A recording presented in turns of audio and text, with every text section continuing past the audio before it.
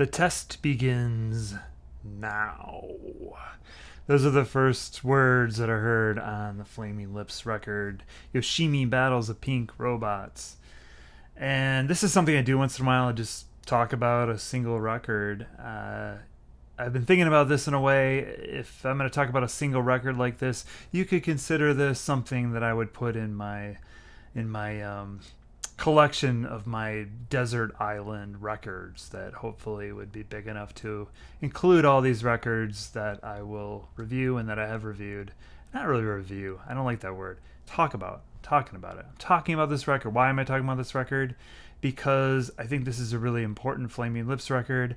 It's a fun Flaming Lips record, and it's just a record that for me is all about summer. Pretty sure I did a kind of summer listening records that are summer-ish that sound good in the springtime or summer, and this one I think was included. But I haven't talked about it individually at all. I really haven't talked about the Flaming Lips that much.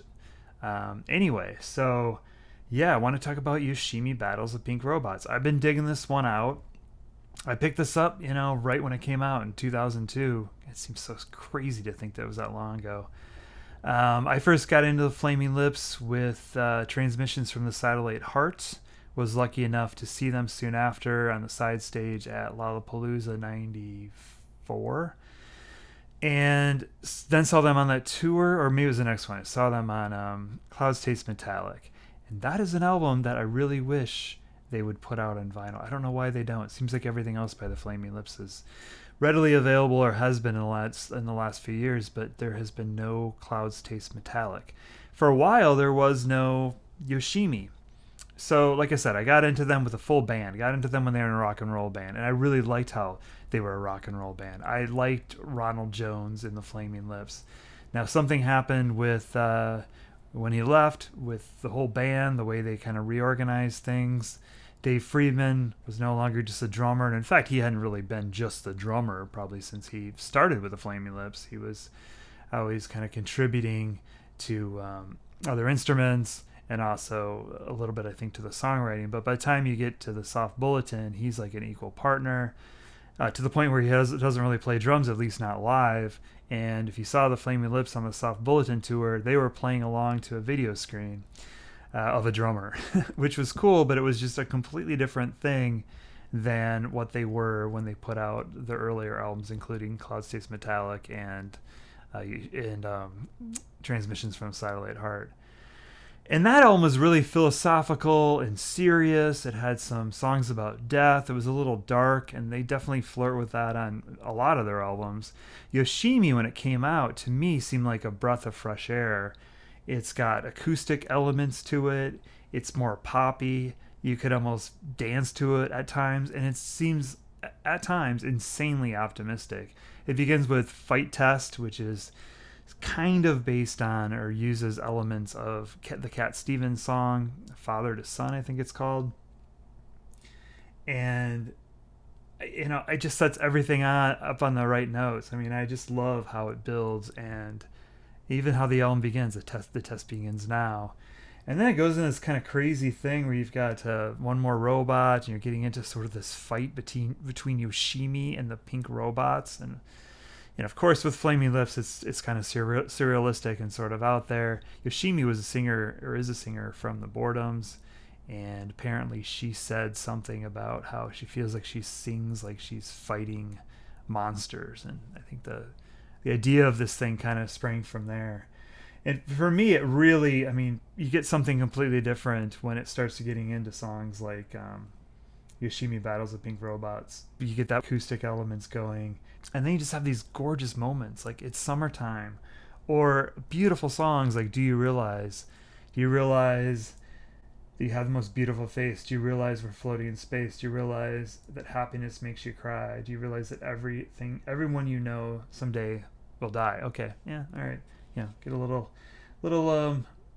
death in there, but it's just such a beautiful song. And in fact, I think it was Oklahoma, where they're from, kind of made it their state song for a while. Maybe it still is. Hopefully it still is. I don't know if those things really go away. But you have this kind of moment, All We Have Is Now, even the lyrics I just read, appreciating what's going on right now, kind of a celebration of life. If you've seen the Flaming Lips, they feel that way.